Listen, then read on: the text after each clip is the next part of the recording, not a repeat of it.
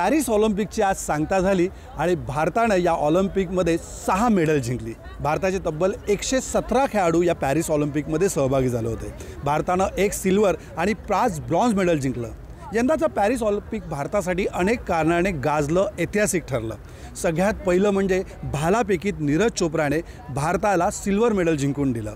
टोकियोमध्ये त्याने gold medal जिंकलं होतं।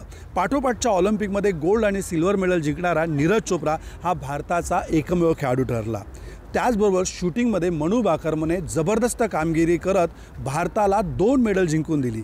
एकाच ऑलिम्पिकमध्ये 2 मेडल जिंकणारी मनू भाकर ही सुद्धा भारताची पहिली महिला खेळाडू ठरली आहे। भारताने शूटिंगमध्ये 3 मेडल जिंकली।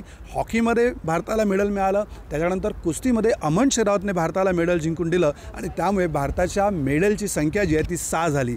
परंतु दुःखद बातमी अशी होती की विनेश फोगट जिने कुस्तीमध्ये अंतिम फेरी गाठली होती 50 किलो वजनी गटात आणि ऑलिम्पिकच्या इतिहासामध्ये भारताच्या महिला कुस्तीत फायनल गाठणारी ती पहिली खेळाडू ठरली होती आणि त्यामुळे फायनल गाठल्यामुळे तिचं मेडल नक्की होतं।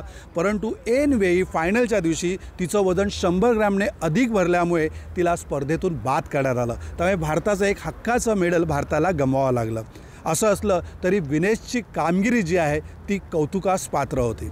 महाराष्ट्रासाठी हे ऑलिम्पिक विशेष ठरलेलं आहे कारण महाराष्ट्राच्या स्वप्नील कुसाळेने शूटिंगमध्ये भारताला ब्रॉन्झ मेडल जिंकून दिलं। 1952मध्ये हेलिसिंकी ऑलिम्पिकमध्ये खाशाबा जाधव याने पहिल्यांदा भारताला वैयक्तिक प्रकारामध्ये मेडल जिंकून दिलं होतं। 72 वर्षाचा मेडलचा हा दुष्काळ स्वप्नीलने या पॅरिस ऑलिम्पिकमध्ये पूर्ण करून टाकला आणि भारताला आणि महाराष्ट्राला एक अभिमानास्पद कामगिरी करून दिली। महाराष्ट्राच्या आणखीन एका खेळाडूचा इथे उल्लेख करणं गरजेचं आहे आणि तो म्हणजे अविनाश सावे। 3000 मीटर स्टीपलचेसच्या फायनलमध्ये त्याने धडक दिली होती आणि अशी कामगिरी करणाराही तो भारताचा पहिला खेळाडू ठरलेला आहे। यापूर्वी ललिता बाबरने महिलांच्या स्टीपलचेसमध्ये फायनल गाठली होती। यंदाचा पॅरिस ऑलिम्पिक जे आहे ते आणखीन एका कारणानं वैशिष्ट्यपूर्ण अशासाठी ठरतं की या ऑलिम्पिकमध्ये तब्बल 7 खेळाडू जे आहेत भारताचे ते 4थ्या क्रमांकापर्यंत पोहोचले होते।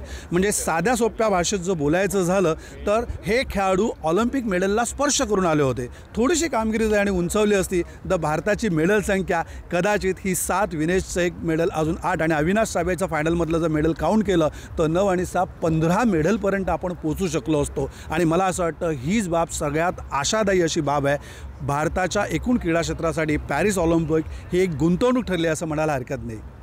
मी संदीप चव्हाण, एबीपी माझासाठी पॅरिस। एबीपी माझा, उघडा डोळे बघा नीट।